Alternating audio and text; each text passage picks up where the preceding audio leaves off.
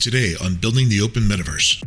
So I think that changing things in the virtual world thing is significant. It's nice to have we went to the cool, music event or whatever, or the party, and we met up, and that's fine to have the social spaces and so on. But I think that virtual thing where you're actually building, something, and that it has some kind of permanence in a sense. There's really something strong about that. There's something really compelling about that. Welcome to Building the Open Metaverse, where technology experts discuss how the community is building the open metaverse together. Hosted by Patrick Cozzi from Cesium and Mark Petit from Epic Games. Hello, everyone, and welcome to our show, Building the Open Metaverse, the podcast where technologists share their insights on how the community is building the metaverse together. I'm Patrick Cozzi from Cesium. Our co-host is Mark Petit from Epic Games. He is out this week, but he's with us in spirit. Today we have a very special guest. It's going to be a real treat. With us today is Eric Haines, distinguished engineer at NVIDIA. Eric, how's it going? Oh, great.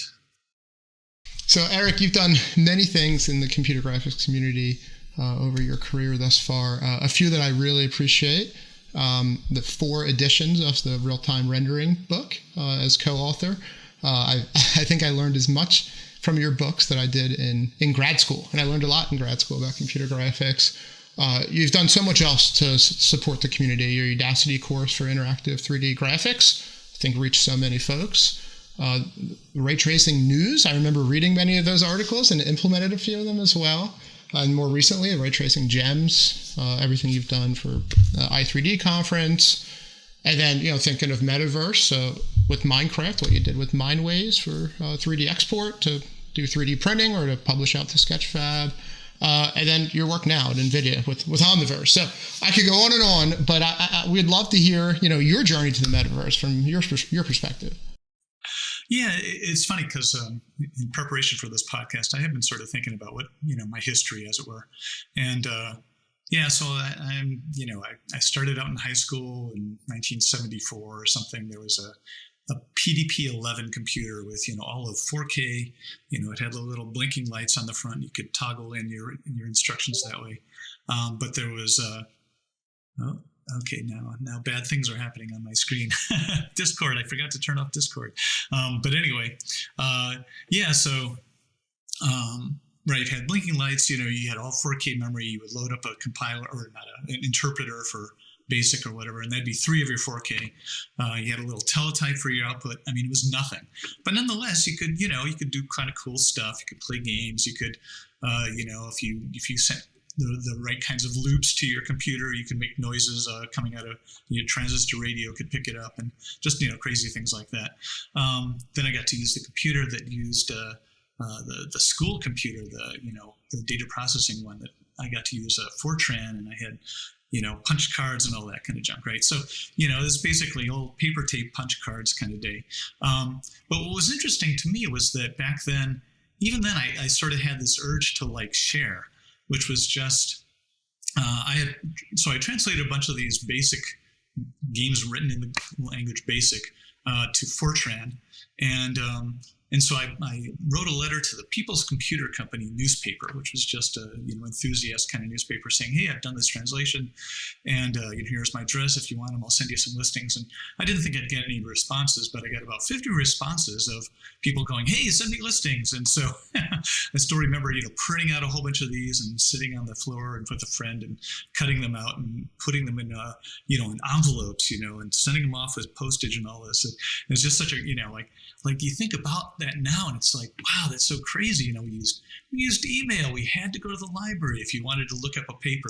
There's just all the stuff that, I remember the internet. I remember, there's sort of, you could put things on Usenet and so on in the 80s, and that was cool. And then seeing, oh my gosh, the web, the sort of a web browser kind of thing in the 90s, that was just another miracle. And I mean, that's just been great sort of about, things in general. Is obviously, message information sharing has just been getting easier and easier. And that's all been fine. But also what's great is just to see how graphics has kind of evolved. I mean, really graphics, I think, in college, I sort of started with punched cards. And by the end of college, at the graphics lab at the university I was at, Rensselaer Polytechnic, they had this networked system of sort of vector displays, which were interactive speed vector displays. And of course, I didn't use them for any useful work, and nor did my friends. What we did was one guy had invented this game called Tank War. and of course, we played the living daylights out of that. And, utterly addictive. And you're like, oh my gosh, there's this glimpse of the future that, this interactive thing, in 1980, wow, if we can make this happen, this is just incredible. Anyway, so after I graduated in 80, I worked for a satellite launch company actually for a few years, RCA Astro Electronics in Princeton, New Jersey, and that was fun. But due to my sort of undergrad years, I had met this guy named Al Barr, who's at Caltech now, and he's one of these graphics pioneer types. And I just remember visiting him in Harvard Square in like 1982, sitting on his unfurnished apartment, basically sitting on the floor, looking at this thing called SIGGRAPH and looking at the back cover of that and going, wow, what the heck, all these cool things are going on. I got to get into that. So he told me the universities to apply to, and I got into Cornell, and I went to Cornell and did that for a few years. And that's where I learned about ray tracing and did some ray tracing research there. I was there at the time. I can't say I had any part of it, but I was there at the time the Cornell box, which is this famous computer graphics, sort of cool little test scene appeared. It's funny. Don Greenberg, the guy who ran the lab, told us, told our group basically, go make a box and paint a side, red, and paint the other side blue. And they're like, what? And, they came back a week later and saying, he's like, well, where's my box? And they're like, you mean you wanted to make this real box? So, it was just that kind of like, but I love that idea of like, okay, well, can we make something real, and can we actually really simulate it in the virtual world?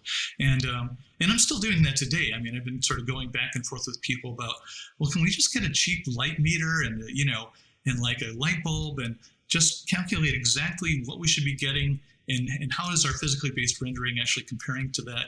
It's very simple experiments, probably done all the time in the lab, but now for like $50 on Amazon, you can buy all the equipment you need, which 2 decades ago it might be $100,000 to get that equipment, and that's sort of another recurring theme. Like so, anyway, after Cornell, I went into my advisor basically became my president. We had a little startup called 3DI, and there I got involved in just ray tracing for Hewlett Packard. Like they were coming out with stuff for mechanical parts and so on, and they wanted to make cool pictures, and so we did ray tracing, radiosity, and stuff for them. And at the same time, I also got involved with Andrew Glassner invited me to work on a ray tracing course for SIGGRAPH.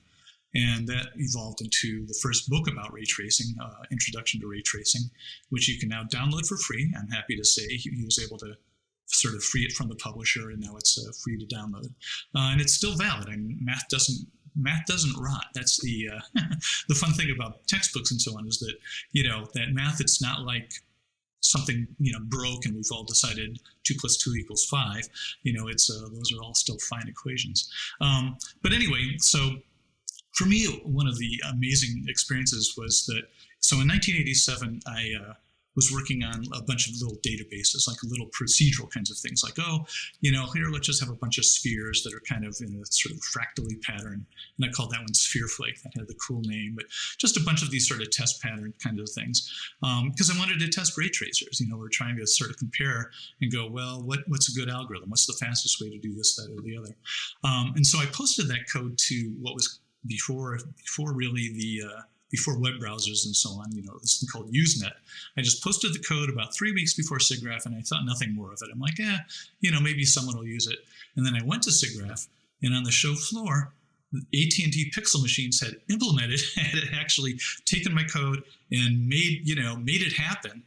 And it was a revelation. They had this $150,000 machine that basically could ray trace this thing, that the Sphere Flake image, which was just like 8,000 spheres, reflective spheres with 3 lights. Nothing too complicated by today's standards, but back then it took me 2 hours on a good, expensive workstation to render that image. Now they're doing it in 30 seconds, And it was also the first interactive ray tracer. You move a mouse around, you move this little shiny sphere on a plane, and it would reflect it at 3 frames per second or something. Anyway, so that to me was just, okay, with enough hardware, you can make this thing go, and it's just a matter of time. And so now we're kind of here. I mean, really in the past 5 years, like NVIDIA's introduced ray tracing hardware. Not part of their GPU, just an extra thing on the GPU. AMD's following suit. Intel placed, Sony. A lot of vendors are basically going, yeah, how can we do this? This is cool. What's it all about? Absolutely. Look, so much exciting stuff that you're sharing, and I love that you had sharing in your DNA from the beginning of your time in graphics and computing. And I think it's people like you that have made the whole community very, very collaborative. I love all the tie-ins with SIGGRAPH. I think this podcast actually started from the Building the Open Metaverse BOF at SIGGRAPH last year, and we had so much to talk about. We started this podcast, and the story of 1982, looking at the back of that SIGGRAPH journal, I think is really cool. So Eric, I'd love just what does the metaverse mean to you? Yeah, so right. I mean, that's one of those things, right, where it's like, well, what does it mean? And excuse me. And what it means to me is, it can mean a lot of things, really. One can just simply be like NVIDIA. They're interested in the metaverse is things like digital twins, where you say, okay, I'm going to make, a warehouse, and I'll be able to simulate that warehouse as fully as possible, and I can train robots on it or whatever. And I can basically simulate things so that I'll know if it's dangerous to workers or, anything like that. And certainly I've left out bits of my history, but for 20 years I worked at Autodesk, and one of their ideas was with Revit is to have this sort of living version of the building. It's like, well, you built the building, and there's, but an architect's plans are not necessarily how the building actually gets built in the field. And so you sort of have it as built. But you also want to try to, if you can, record that data. Like you can, sort of say, oh, well, we did this slightly different thing here for, whatever reason. Okay, well, now you know that. That's part of the living building plan. And you can actually then use that living building to do other things like maintenance, or just, paying attention to a lot of different, or just knowing what's behind a wall. I mean, a lot of times you'll just have, a plan of something from who knows when. I live in a 120, 30-year-old house. I don't know what's behind most of the walls, and it's usually a revelation. You take off some shingles and go, oh dear, that's going to cost a lot of money. So having that kind of living building thing, of knowing when was the insulation put in, and when, where were things done? So that kind of thing where sort of the virtual and the real overlap, I think, is a really interesting space. There's also sort of the metaverse of just games. We've certainly seen Fortnite or World of Warcraft, MMOs kind of thing.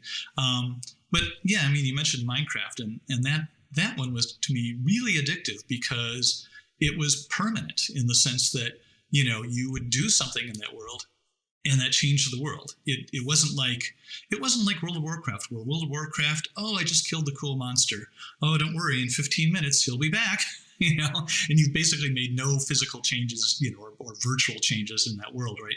So I think that changing things in the virtual world thing is significant. It's nice to have we went to the cool,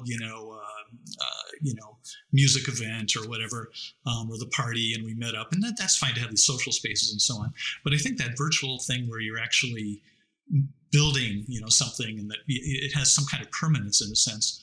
There's really something strong about that. There's something really compelling about that. I admitted I'm doing it tonight. I'm meeting up with my 2 sons, and we're going to Valheim, and and it's fun. You sort of building things, and you're exploring, and you're just doing it together, and that, to me, that's a small bit of the virtual world. It's very compelling kind of an experience for that reason. Anyway, so let's see what else. I don't know, just mapping in general. I mean, just seeing things like, I was thinking about it today. I was walking around, and one of my things I do is I try to take a walk every day. And so I my summer project last summer was I'm going to go and map, or I'm going to help confirm the map of all the little free libraries and micro pantry food fridges and stuff in the area. Where I live, Somerville is like the most densely populated city in all of New England, denser than Boston. And it's mostly because of a shortage of green space, frankly, but it's next to Cambridge, it's next to Boston, and so on. And so this area, there's just a high density of things going on. So in the area, there's 200 little free libraries. Well, why don't I map them? And why don't I stick a little QR code in the window of each one so that anybody can just take their phone out and go, okay, show me the map. And oh, look, there's 3 others that are 2 blocks away that I never knew about. And so it's just this very simple thing where it's like, by just doing, it's just me and a bunch of volunteers basically reporting where locations are. And we put it into a map, and now suddenly people can go find stuff, find where they can donate their extra canned goods to help someone else out, donate their books and let someone else enjoy them and so on. And it's a very minor thing in a certain kind of way. It's very like low-level tech in a certain way, but it's not something we could have done a decade ago. There wasn't really the ability to do Google Maps and like edit your own map and share that map with people. And QR codes, that wasn't really a thing that you could just get a free QR code. I think there's just sort of things that are sort of subtly happening that we don't like.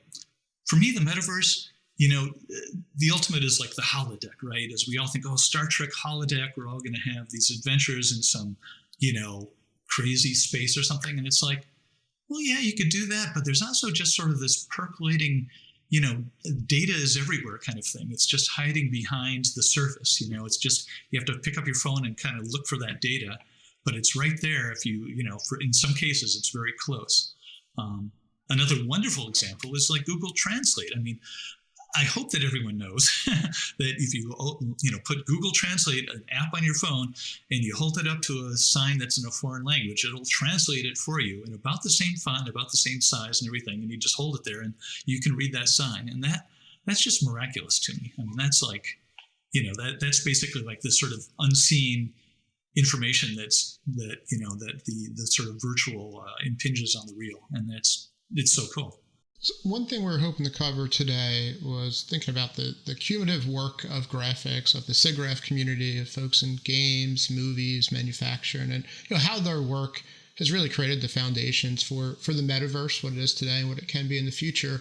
And you've already touched on so many things. You talked about kind of ray tracing and its evolution, and then all the advancements here in digital twins for construction and for mapping, and then talking about in that game environment, users being able to build and manipulate objects, really lowering the barrier to entry for creators.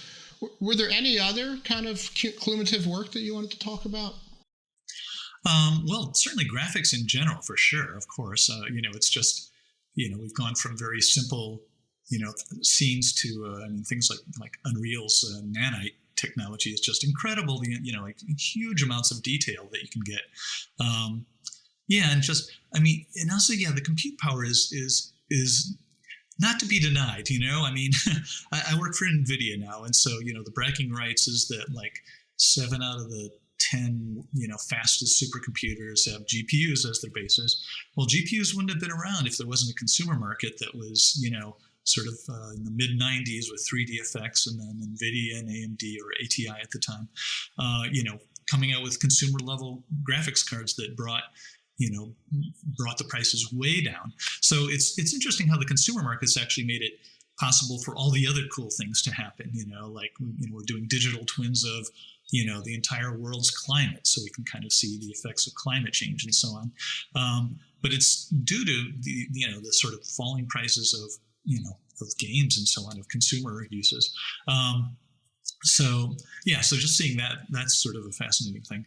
And like I say, my specialty is ray tracing. I've done it for lots and lots of years, and I've tried to encourage community by like the ray tracing news, which is one thing that Andrew Glassner, and shout out to him, he's founded actually as a paper thing. And then I said, this could go on to this could just be an email or a Usenet thing, and anyway, that ability to just share information now is it's just crazy great. And, also just seeing things like, one thing I did get to help do was help found the Journal of Graphics Tools, which led to the Journal of Computer Graphics Techniques, which are absolutely free journals, basically, or the second one, JCGT, is, it's all online, it's free. I just, I've been shepherding a paper today, which, we sent off the reviews to the authors. We expect the authors to get back to us in a few weeks. And after it goes through copy editing, boom, it's on, it's available. And so you can still have a high quality kind of a thing where you have a high quality journal, but you don't have to have the 6-month lag time.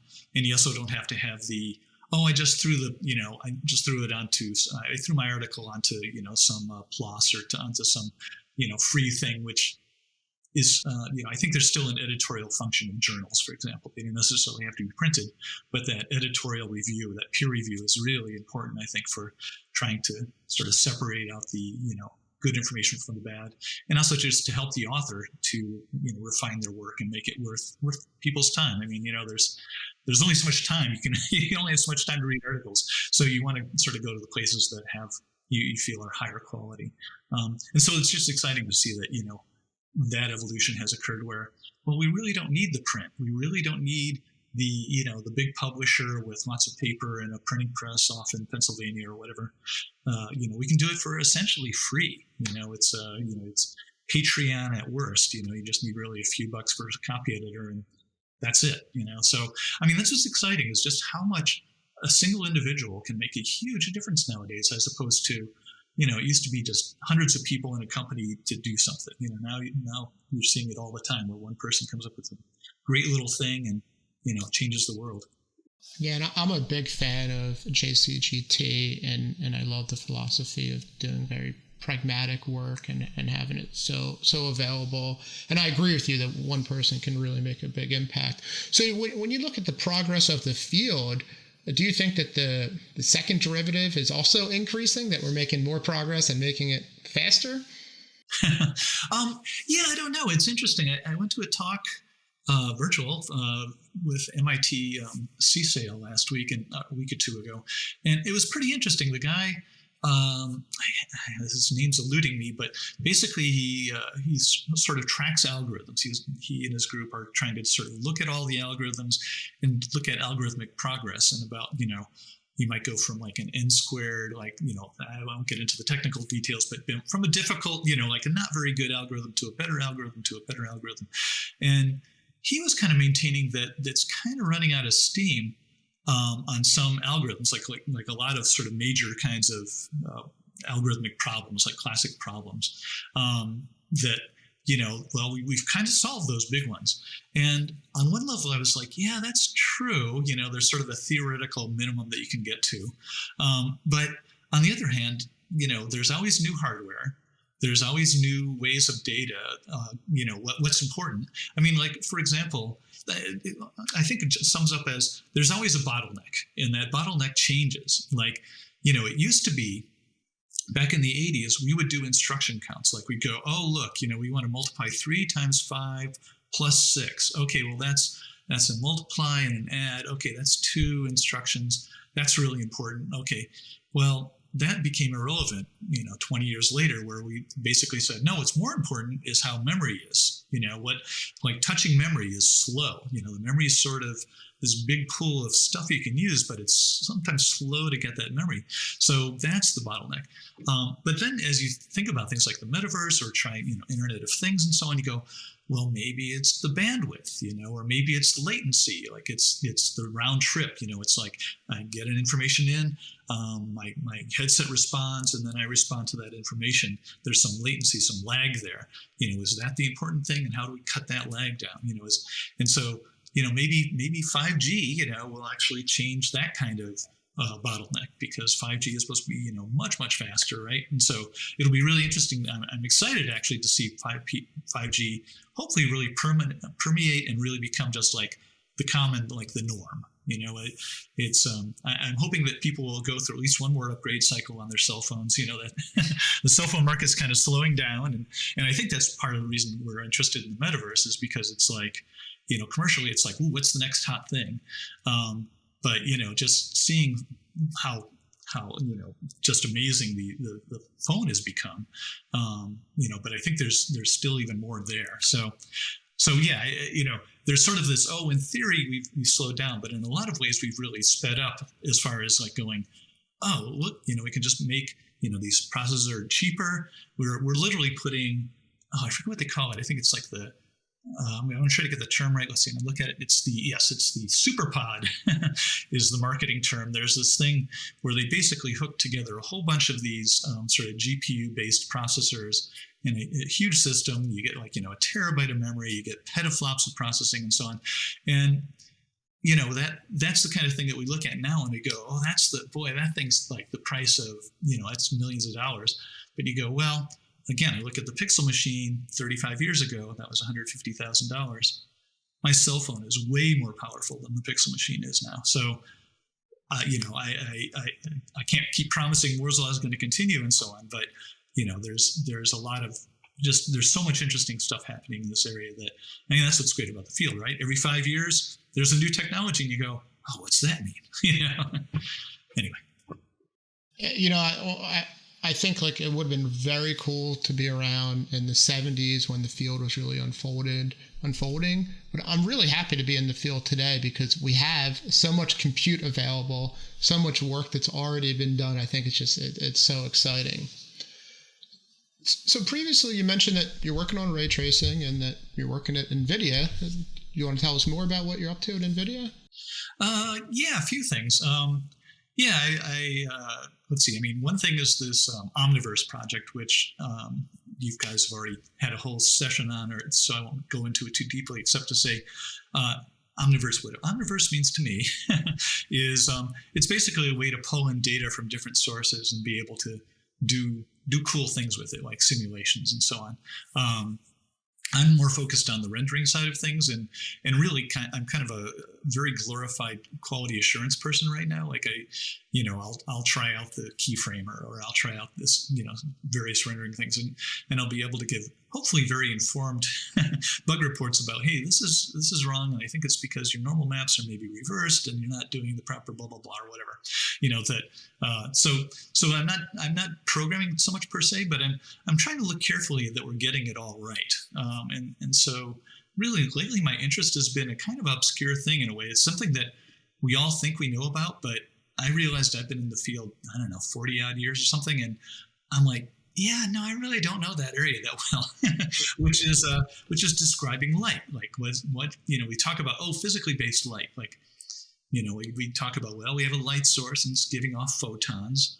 And of course, to you and me, photons means visible light, but photons can mean anything. They can mean microwaves or X-rays or whatever, and they bounce off some surface. And so we know a lot about surface material kinds of things where we go, it's metallic and it's this shiny, this kind of glossiness. It has this kind of response and so on. And we know about lights. Lights, actually measuring lights has been around for 120 plus years of how many lumens or candelas or whatever. But it's not something we pay a heck of a lot of attention to in most packages. It's kind of interesting. We just kind of go, the lights are dim. Well, make them brighter, turn the knob. And so, I know NVIDIA is definitely working on it with other people. They've got, sort of a serious group that's working on getting that just right for simulation, because you want to be able to take real world data and bring it into, your simulated environment and have it respond properly to the right lighting. And you can actually set you can say, the sun's, 100,000 lux, and that'll actually work properly inside your application. And it sounds like sort of trivial, like, you just set the light to be properly correct. But I've been doing a sort of a survey of the field, and there's not that many apps that are really sort of generally doing that kind of thing, or doing it well, doing it nicely. So anyway, that's my own personal sort of rabbit hole, but it's been a very interesting rabbit hole. This weekend I may be going into literally a rabbit hole. I may be going into my closet and putting a blanket over my head and holding up a 60 watt, whatever that is. I forget how many lumens light bulb that is, and putting a little gray card on the floor and getting my fancy, $8 app on my iPhone so I can set the exposure just right, and seeing if I can run the numbers and get, get the right answer. Like, is this really working as I should expect it to? And it all sounds minor, but I've been talking with other people, like a games company, for example. They're doing the same kinds of things. Like, they're going out and going, yeah, we're just, buying some cheap equipment. You can get your Lux meter for $20 off of Amazon, and, just trying to cobble something together in the garage to like go, well, is our game kind of responding the right way to light? And, what are we missing here if we're not, if we don't do it right? So it sounds like a very silly niche in a way, but it's one where I realized I don't really know much about that area. So I've spent the past few months kind of in my spare time kind of reading about that. And it's been fun to read about. But, it's just one element that it's like, oh, it sounds minor, but, getting it right makes it just much easier for us to interchange data.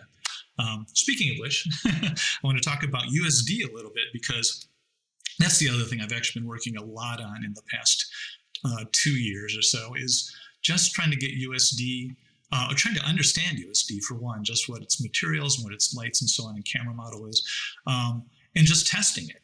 Like I say, I had, like you mentioned, I got seriously addicted to Minecraft back in 2012 or whatever, and I went through the 12 steps program. I'm clean now. I don't I don't have my Minecraft addiction anymore. But what did come out of that was I wrote this little free program called Mineways, which just lets you export data from Minecraft to a common file format. And I started with this ancient one called Wavefront OBJ from like the 80s, but it's still used today. And so, it's sort of like with USD coming up, I'm like, ooh, I should export to USD because it's a much more full-featured format. It's actually kind of pitiful that we're, one of our formats that we're using nowadays, and I still see it used all the time, is OBJ, from the 80s, And so I'm very happy about like seeing you and others using GLTF and pushing GLTF, because it's like, oh yeah, we need a new interactive format that's just better. And, so it's been great seeing GLTF really come into its own. And I consider it sort of GLTF kind of like in some ways, the big brother to Pixar's USD, and that, I think USD can learn things from GLTF as far as just some of the definitional stuff that you guys are working on, that you're a few steps ahead on a few things. And I've heard that in your podcast, where, the USD people are like, yeah, we like GLTF, and, we like their ideas and so on. So that's great to see. Anyway, but for me anyway, the fidelity has been a really important thing. Is like, just Omniverse is supposed to be, well, we're taking in data from, all kinds of different apps. Well, if that common material format, if I'm pulling it in from one app and it looks different than when I'm pulling it from another app, and they say that they want to be the same, but they look different, it's broken as far as I'm concerned. So I've been using my little Mineways exporter to test USD. So it's like, the geometry I don't care about. It's all just blocks. Minecraft's all blocks and cut out objects, and that's it. But it can get very elaborate. Like, the hobbyists out there have gone nuts, and you can get very elaborate, metallic, with normal maps and reflectance and all this kind of crazy stuff attached to these models. So I've been doing a lot of just putting out that data, seeing where I've gone wrong, fixing it, whatever. But also, it's just been great for testing both Omniverse and a bunch of apps, a bunch of popular digital content creation apps out there, and just finding out, ooh, this isn't so good. We gotta get a little more standardization here. I saw that one thing I wanted to mention was many years ago I worked on VRML a bit, which is sort of a precursor, sort of yet another file format in a way, but it was supposed to be sort of the harbinger of like, oh, we're going to use this for VR, and this is going to be the metaverse and all the rest, right? And it never really caught on, and I think for a few reasons. Like VRML 1 was really solid. VRML 2 was solid, but it was kind of a write-only language, because they added all these sensors and simulation kinds of things like time sensors and proximity sensors and touch sensors and stuff. And it soon became unreadable, like, by anybody other than the person producing the file. And so that's, I think, one of the dangers that that you guys face and that USD faces and so on is, it's easy to extend things, but you kind of have to make sure there's buy-in and that it doesn't evolve so quickly. Like something doesn't get standardized that people are like, yeah, that's part of the standard, but I don't implement that, and that's a problem. If it's not getting implemented by the majority of users, or by the majority of implementers, then you're really in trouble. Anyway, that's my my cautionary tale, because VRML pretty much died. I mean, you still see it used for 3D printing, actually, oddly enough, but not much else, as far as I know. But back in the day, we were like, oh, it's going to be great, and it was. It was actually really a beautiful effort, but for various reasons, it wasn't quite there. A lot of good stuff. So I think the USD GLTF admiration, I think, is mutual. I think there's a lot that GLTF can learn from USD, and I hope that both evolve in the future in a way that maybe there's some transcoding in both directions. The challenges that you mentioned around consistency for physically based rendering materials or any materials, that's a tough problem. I know Kronos looked at it with Collada kind of way back in the day. We certainly looked at it with GLTF, and they may still be looking at it. I feel good knowing that minds like yours are looking at it. I can't wait to see kind of what you come up with. And then finally, that kind of lesson learned on extending VRML from 1.0 to 2.0, certainly with GLTF. And we were very careful trying to do a minimal but useful set for efficient 3D runtime asset, allow folks to extend it, but try to extend, at a reasonable pace so that you can get adoption and then still have a robust interoperability. So that's a tightrope that is, a challenge to walk. Yep, for sure. I mean, yeah, but a necessary element. I mean, it is great to see that we've gotten a lot closer than we used to be, kind of thing, as far as being able to interop. We always want to do one more thing. Oh, I just want to add one more feature and so on. But I appreciate the paces. Really trying to think that through carefully, because once you've sort of added some crazy thing, it's hard to pull it back. And not be able to do it anymore. I mean, like the 3GS guys can do that, like because that's just a hobby project, and that's a project that I love. Is just this thing. Oh, 3JS. It's a great way to just learn about graphics. It sort of hides all this sort of WebGL complication. You can just sort of say, I want a sphere and I want a camera and I want to, put a light over here. And, in a few minutes, you can get something on the screen in your web browser. You can send that link to somebody and share it and so on. But those guys are pretty wild as far as like, standards is like, it's the opposite. They'll just go, I don't like that feature. I'm throwing it away, and now we're doing some other feature. And it's like I say, it's a great area to learn in and so on and play with Stone, but it's a little bit tricky if you're trying to have any kind of continuity of software and being able to keep your software running on that platform. You pretty much have to lock into place and say, oh, I can't move from here. I am, I'm stuck. But anyway. And you reminded me of an interesting story from a Kronos BOF at SIGGRAPH, and you were there. It was the BOF when Amanda Watson from Oculus came up and talked about their use of GLTF. And after that, Ton from Blender, he and I were chatting, and he gave me perhaps the best advice I ever got for GLTF, which was keep GLTF simple, get it to 1.0, have a lot of folks adopt it, and then you can add to it slowly. He's like, don't put everything in right away. And that, you got the message. Man, yeah. So, very influential.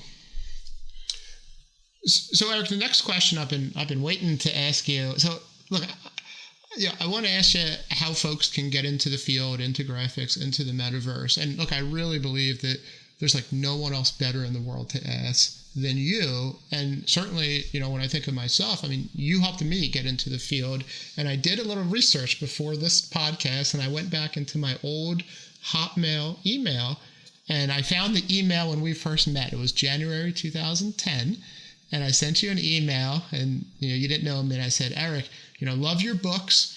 I did this master's thesis, this cool 3D globe stuff. I'm going to write this book. Can you give me some advice? Will you be at i3D? And that same day, you didn't know me, you replied and you said, I won't be at i3D. Here's some advice, and here's my phone number. Wow. I mean, look how welcoming, the graphics community was. And that, you really helped me a lot over the years in many facets, not just the book. So I would love, for our listeners, whether they're in college, maybe they're in high school, or maybe they're in in another field, or maybe they're in graphics, but they want to do something else in the metaverse. I mean, what advice do you have for us? Yeah, there's plenty of ways to get involved. I mean, that's the beauty of the field right now. Is just the fact that there's this whole internet out there that you can do things like look at Babylon.js or 3JS, and you can learn. There's bunches of tutorials out there. I mean, I taught a MOOC about this 8 or 9 years ago. So that one's old, so don't use that. I mean, there's some good material there, but like I say, 3JS has kind of moved on and done other stuff.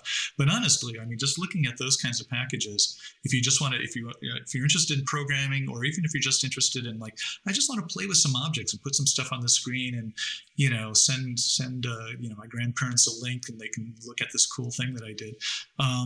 That's all to the good. It's very easy to sort of just jump into some of those packages, and it's you just have to kind of follow the steps carefully. Like, okay, wow, I can now I just use my text editor and I change this line, and what happened to the light?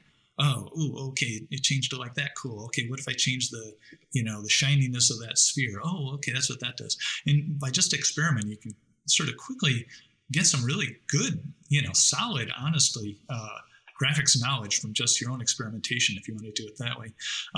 But there's also, projects to get involved in. I mean, there's tons, there's people that are writing mods. So if you're, more artistically, inclined, you can kind of just get involved in the modding scene of, okay, well, I want to come with some textures, or I want to, do I'll make a model for this thing in Blender, or I want to do some animation or whatever. And that can just, again, it's sort of one of those, you choose, it's like choose your own adventure. You go, oh, wait, I want to know about animation. Well, oh, okay, well, Blender, yeah, that's free, so, and you can find a ton of stuff on YouTube and all over the place about, how to do this, that, and the other in Blender. So that's a great venue. Traditional ways, obviously, go to school. Having a solid education. Some kind of either in the arts or computer science, or a mix of both. Really that's the double threat kind of thing, is to have really both. If you can know something about modeling and art and how perspective works and all that kind of stuff. That can also that has a direct connection to graphics for sure. So yeah, there's, I think there's a lot of interesting ways there. What other things? Also, yeah, papers are accessible. I mean, some of these papers, yeah, they're probably going to go over your head. There's good blogs out there. You can look for those. I'll put a plug in for realtimerendering.com. There's a page which I call the portal page, which I have left at that because that was the name people used 20 years ago. And I always kind of cracked me up to this portal page, but that's just sort of a page of resources, and it has a bunch of blogs listed that I think are pretty good. And so that's, a great resource to just go and dig into that page and look at stuff there. What else? Like I say, read articles, or if you see someone that, hey, you're doing something cool, write them, don't feel shy. I mean, that's something that really impressed me about you, to be honest, Patrick, is that you weren't shy. You were like, oh, there's this guy, I'd like to meet him. Well, I think I'll go try to write him and see what happens, and that's one thing, I think you've heard me say it before, but is if you want to contact someone on LinkedIn, you want to make a connection on LinkedIn, don't just hit the button that says make a connection on LinkedIn, because most people they'll just accept it yeah, I don't care, or they'll go, I don't know who you are, and they'll refuse it.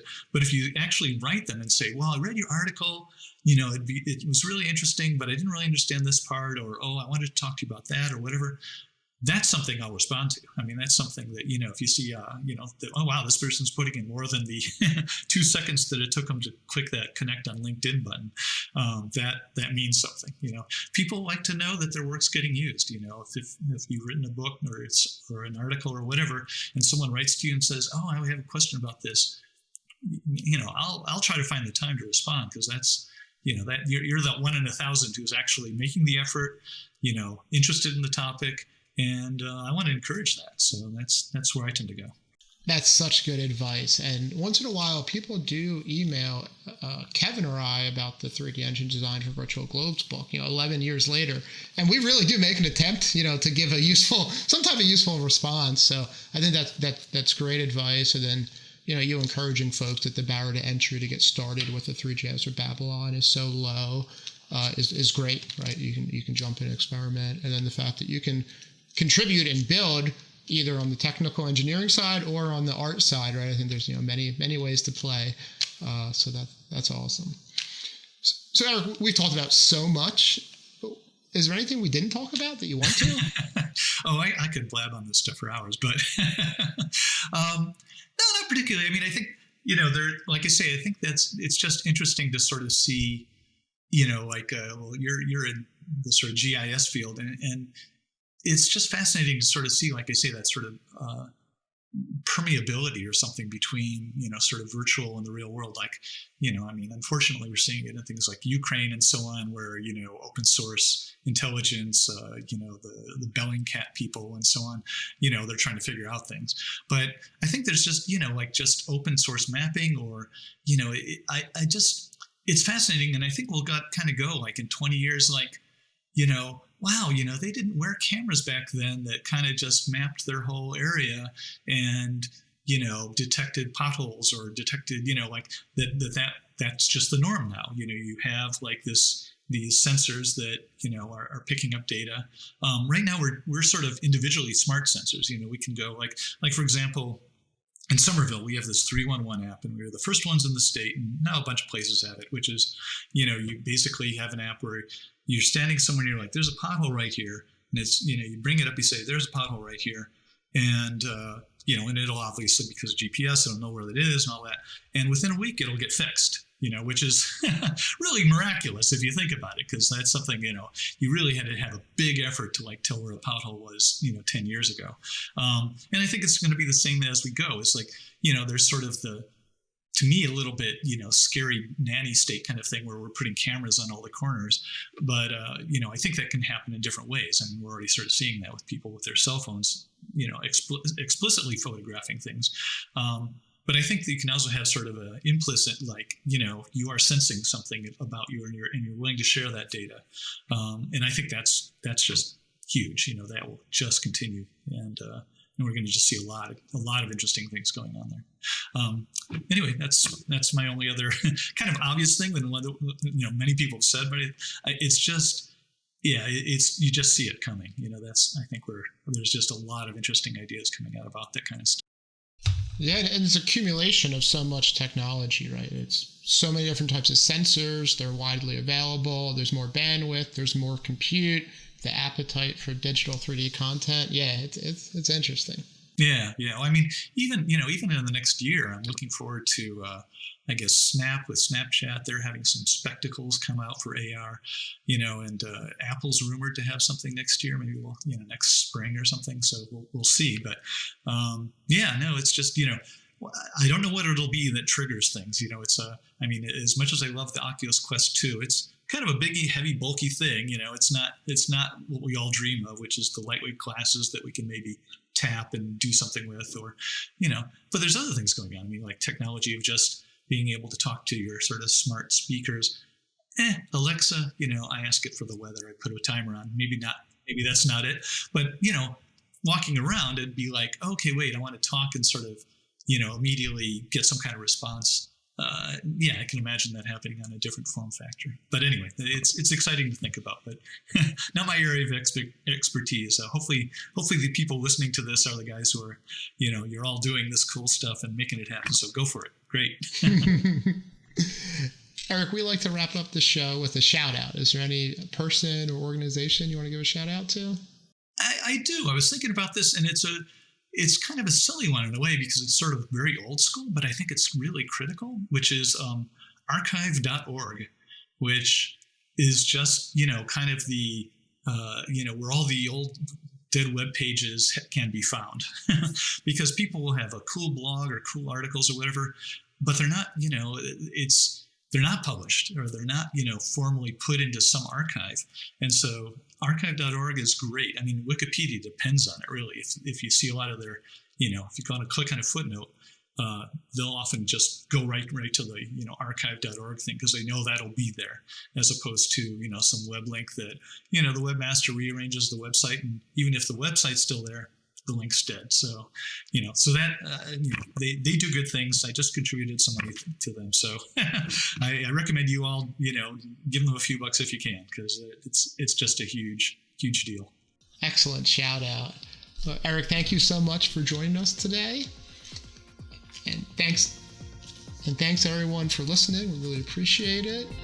If you have any comments, please leave a note, give it a thumbs up, give it a thumbs down, let us know what you think, and please subscribe.